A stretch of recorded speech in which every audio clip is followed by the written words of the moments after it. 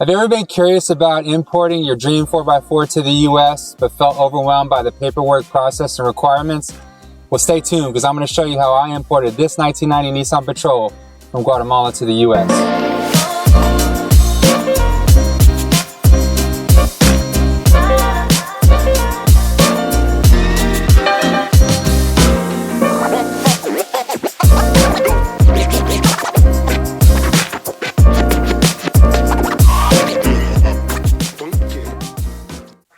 Importing your dream rig can feel overwhelming, but it's also an opportunity to own a rare vehicle that turns heads. And if you have the right mindset and approach, the process is a lot simpler than you think. And here's the kicker. If you import from Central America, you've already got a left-hand drive. And in this video, I break down how I brought this 1990 Nissan Patrol from Guatemala to the US, what it costs, what paperwork I filled out, and the one surprise that I was not expecting. So stick around. You're not going to want to miss this one. Hey everyone, welcome back to the channel. I'm Vince Brody. In my last video, I broke down why I chose the Nissan Patrol over the Toyota Land Cruiser and Land Rover Defender. And thanks to everyone who watched that video, liked, subscribed, and commented. I really appreciated all of the support on that video. So if you missed that one, I'll go ahead and drop a link in the description. And in this video, I'll break down how I imported my 1990 Nissan Patrol GQ from Guatemala, how much it costs, how long it took, what paperwork I had to fill out, where I sourced my parts and modifications now that it's here in the US, and the one challenge that I wasn't expecting, and it doesn't have to do with the import. It's also important to keep in mind that the numbers and information that I'm sharing with you today are from 2020, so it's always good to do your research to get the most up-to-date information. And in this video, there are 5 parts, excluding the outro, and at the end, I share tips on what to look out for if you're deciding to purchase a vehicle in Guatemala. So without further ado, let's jump right in. And so the first thing to know is the 25-year rule. Any vehicle that's older than 25 years old is exempt from US safety and emission standards. And being that my 1990 Nissan Patrol was 30 years old, it qualified easily, making it eligible for import. But before we dive into more details, let me give you what I promised up front, and that's the number that everyone wants to know. How much did it cost me to import my Nissan Patrol? So the full service door-to-door import cost that I paid in 2020 was $5,721. This included delivery in Guatemala City, all import and export paperwork, customs clearance, and delivery at the shipping agent's warehouse in Alexandria, Virginia. I chose to go with a 20-foot container because unlike roll-on, roll-off, I didn't have to worry about my vehicle starting. It just needed to be able to winch or roll out of the container. And to speed up custom clearance, I only shipped the vehicle. No spare parts, no additional personal effects inside the container, just the Nissan Patrol. And as a reminder, I purchased the vehicle in 2014 while living and working in Guatemala. It wasn't until February 2020 that I started the import process. This is right before COVID hit, so everything was constantly in flux and changing beginning in March of 2020. I certainly wouldn't expect the $5,721 that I paid for import costs to hold true today. It very well could be double that in 2025. There were also a few additional personal costs that I decided to take on to better prepare the vehicle for customs import. They included replacing the windshield, replacing the gull wings and putting on the original windows, removing the treps and replacing them with 31-inch tires. I also had the vehicle repainted to its original black and gray tone. That way, if any customs agent went online and Googled Nissan Patrol and the same year for mine, they would see the exact image online. I also wanted to make sure that the VIN and engine numbers were easily identifiable and locatable. And finally, I repainted the chassis to get rid of all the jungle mud and any pests or plants that may have been stuck inside. My focus was really simple.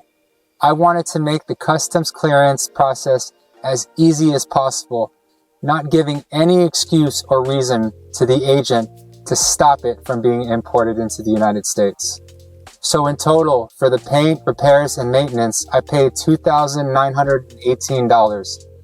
If I had done all of that work in the United States, it probably would have cost me triple that amount.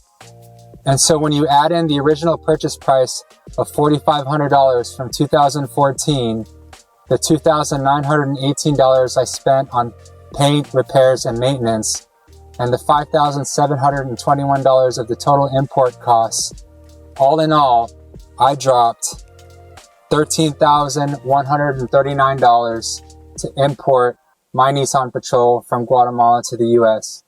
And I'll go ahead and stick a spreadsheet up on screen so that you can review those numbers and details.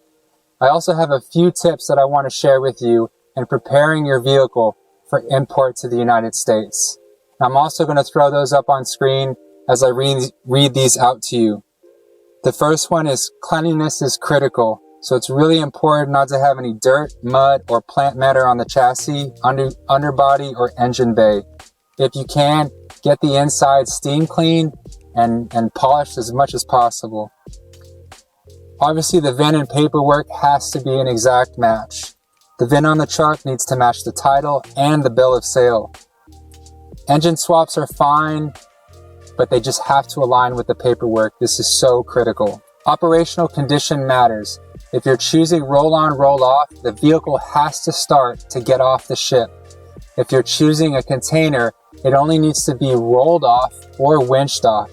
It doesn't need to function. So depending on the condition of the vehicle will depend on how you're shipping your import.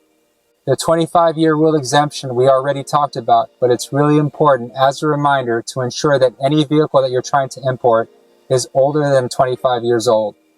And the last and final point is no restricted items inside the vehicle. No fuel cans, no gas bottles, and no hazardous materials.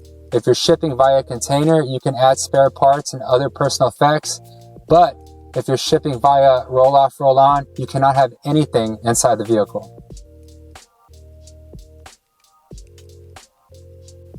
And so now that we've discussed all of the requirements for importing a vehicle, let's get into the paperwork. Because like any bureaucracy, as you know, there's a lot of it. So I'm going to start with the Guatemalan side and let you guys know all of the paperwork that I had to submit in order to prepare the vehicle for export into the United States. Now, I'm not going to go into all of the details on each one of these forms or the documents, but I will list them up in the screen so that you can know what they are. So I am going to read the list of 7 documents I needed to hand over on the Guatemalan side off of my iPad just to make sure I don't get any of it incorrectly. The first one is an authenticated copy of my US passport. The second is my Guatemala tax ID card. And yes, foreigners must obtain this if you want to purchase a vehicle in Guatemala. The third is my original vehicle title with a notarized English translation for the US side. The fourth is a bill of sale, also with the notarized translation in English for the US side. The fifth is a power of attorney. This is not always necessary, but because I was no longer in the country when I began the import process, I needed to provide this to the service agent so that they could process the paperwork on my behalf. And the 7th document that I needed to provide was confirmation of good standing with the local tax authorities, ensuring that all my vehicle taxes were paid and in good standing. And in Spanish, they call this the constancia. And now, based on that list of documentation from the Guatemala side that I just provided to you, I want to give you 2 tips that you need to keep in mind when processing the paperwork. The first one is the dissolution of the original vehicle title in Guatemala. The local tax authority that's responsible for this is called the SAT. The SAT needs to dissolve your original title to ensure that the vehicle is no longer registered in Guatemala. This is necessary for the vehicle to be imported to the United States. There's also an important piece of information in what I have just told you, and this will come at time of vehicle registration in the United States because you will need the original title. I'll get into that a little bit more further down in the video. And the second piece of information is you need to get a local tax ID. That includes for foreigners. If you do not obtain this, you cannot purchase a vehicle in Guatemala. It is really easy to do, and it's necessary if you want to purchase a vehicle. All right, so now that we got the Guatemala side all covered, let's talk about the paperwork that you need on the US side. And similar to what I did with the Guatemala side, I'm going to read off the paperwork from my iPad just to make sure I don't get anything incorrectly. So here I go. So the first piece of document that you'll need once it arrives to the US is the cargo release. The second is the bill of lading. The third is the US CBP entry summary. This is form 7501 on the CBP website. The fourth document is the US CBP Customs Bond. This is Form 301. The fifth document is the original or notarized copy of the vehicle title. The sixth document is the notarized English translation of the original vehicle title. Now, this is only necessary if the original title is in another language. The seventh form is EPA Importation Form. This is Form 3520-1. Now, this is the document where if your vehicle is 25 years or older, exempts you from safety and emission standards in the United States. So it is really important that you complete this documentation clearly and completely. So the eighth and final form on this list, which is a mouthful, is DOT NHTSA Importation Form HS-7. Again, if your vehicle is over 25 years old, it is exempt from the safety and emission standards in the US, and this form verifies that case. All right, so now that we're done with the paperwork, let's talk about logistics. My Nissan Patrol left the port of San Jose in Guatemala on November 27, 2020. It arrived at the port of Baltimore on December 21st, 2020, which is roughly 3 to 4 weeks. I immediately drove the next day to the CBP offices in Baltimore and handed all of my paperwork. The vehicle was cleared the very same day. The very next day, the shipping agent drove to Baltimore, picked up my Patrol, and delivered it to their warehouse in Alexandria, Virginia, where I had scheduled for a pickup by my insurance company to tow the vehicle to my home of record in Woodbridge, Virginia. And so from everything I just shared with you, you can see that the import process was smooth, no dramas, no surprises. And to help summarize this, I'll throw up on the screen the list of paperwork that's required from the US and Guatemala side. And with the import process smooth as butter, the real surprise came next, and that's with the vehicle registration. Now keep in mind, all of this was happening during COVID. So for those of you that recall, you could only go to DMV through an appointment. And the nearest appointment that I could get was 6 hours away from my home in Covington, Virginia. So when I drove the 6 hours to that site, most of the DMV staff were a little bit suspicious as to why I was trying to register a foreign import vehicle so far away from home.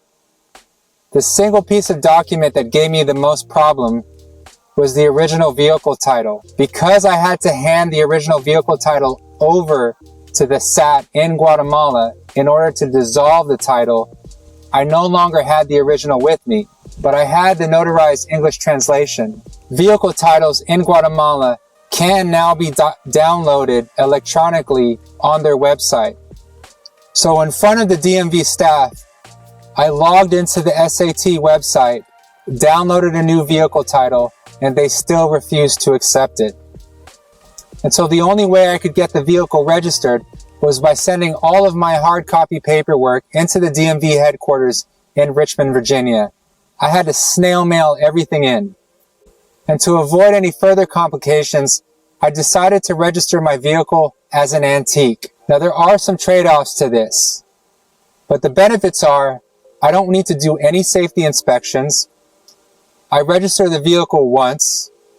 My annual property taxes are about $100. The limitations are I can only drive 250 miles outside of my home of residence. But I can use the vehicle for recreation events and for car meetups.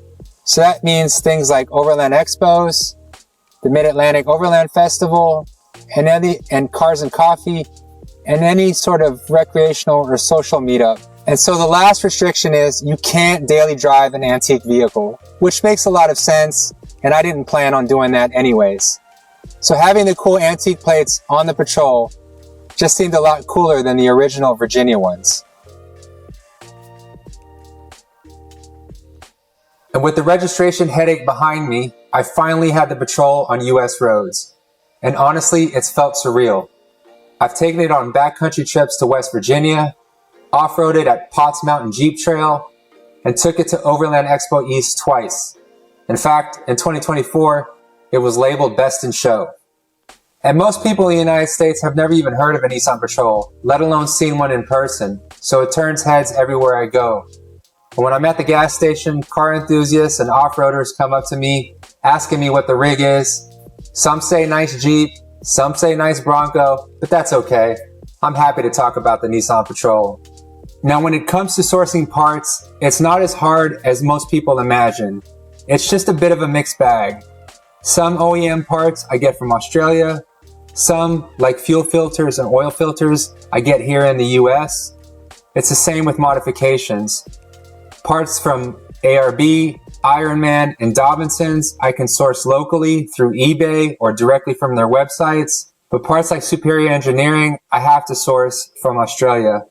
They do have some distributors or stockists here in the US, but oftentimes when I call them, they end up having to go back to their agents in Australia just to relay information back to me.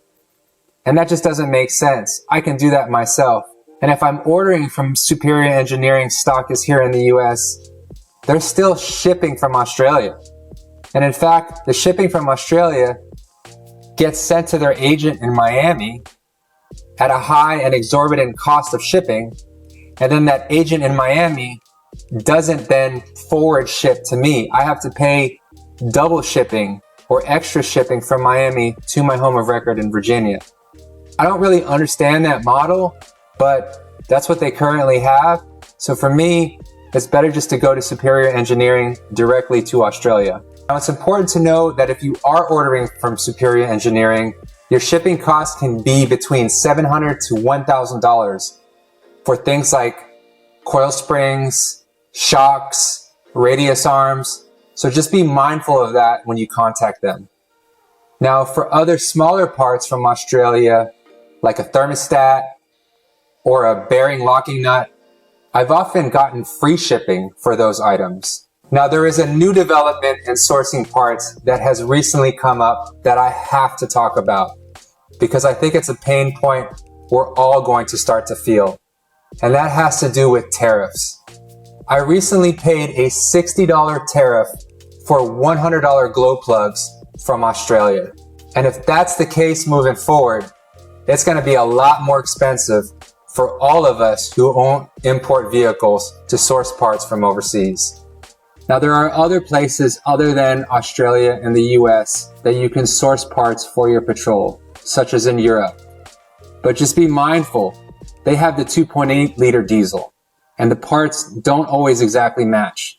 And this is where I want to call out a particular vendor, Triple Creations. They're based out of Irvine, California. Every time I contact them, they are so diligent in making sure that the part I'm ordering matches my VIN. So if you ever need anything like wheel assembly hubs, slave or master clutch cylinders, bearings, or any of the stuff that are hard to find, look up Triple Creations on eBay. They're super helpful. Oh, and there's one last thing to keep in mind in terms of sourcing parts and service and repairs here in the US. Don't expect places like Advanced Auto and AutoZone to have parts for the Patrol or to have the Patrol in their system. It can also be difficult to find local garages who are willing to do an alignment or work on your vehicle, because when they go to look up how to do something on your vehicle or the wheel alignment specs, they're not going to find it. And some garages just aren't comfortable working on a vehicle that is not in their computer. Now, there is a silver lining in all of this, and that is the Patrol is actually easy to work on.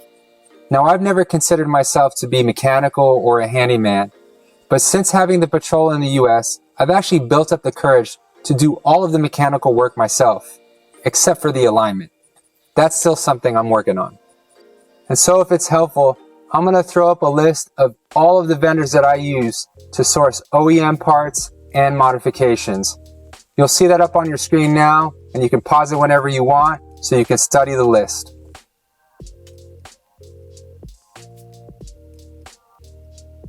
Well, we finally reached part 5 of the video. Things to watch out for if you're planning on purchasing a vehicle in Guatemala. So thanks for sticking with me this far.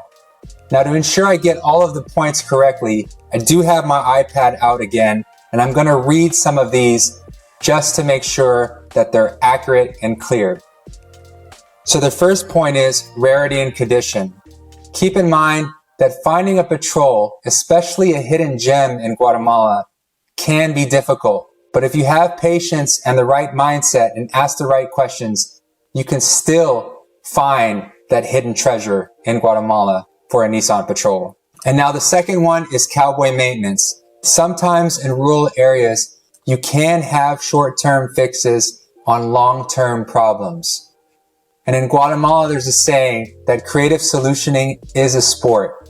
By this, I mean finding solutions just to keep the vehicle running are sometimes more important than actually solving the problem. The third one is where to find a solid truck. Your best chances might be in the more urban centers or metropolitan areas like Guatemala City, Quetzaltenango, or Antigua.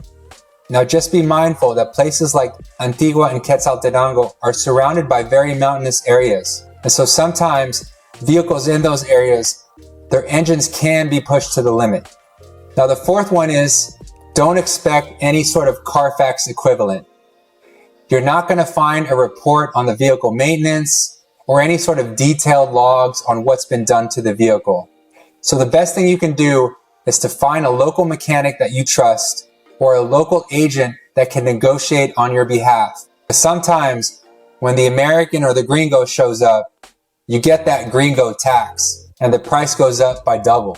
So bring someone that you can trust, who knows the Patrol, who can ask the right questions to get you a good price. Because it's not only important to know who's driven the vehicle, but where.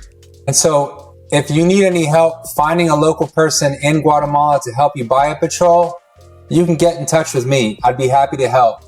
I actually have a friend named Jose who sends vehicles to Canada.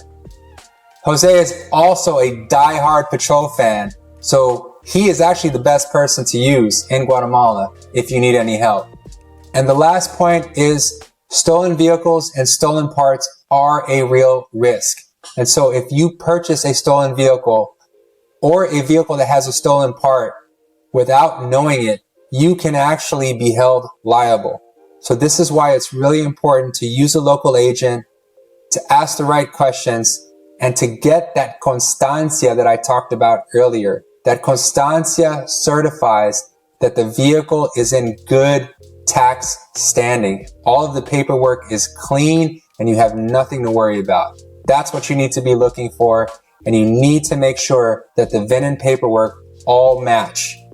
Well, to wrap things up, I walked you through everything on how to import a vehicle from Guatemala to the US.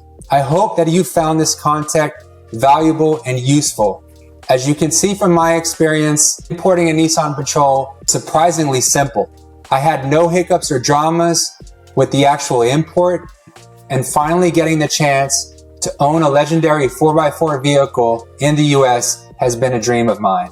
So make sure to hit like and subscribe if you've enjoyed this content. I've got plenty more Patrol adventures coming up, and I'd love to hear from you in the comment section if you're planning on bringing a Nissan Patrol to the US.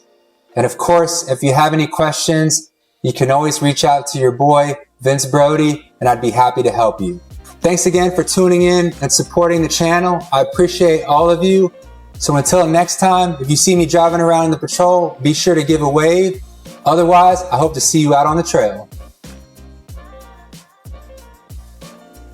So, and I am just going to read, and I am going to read the, and I am going to read the list of the second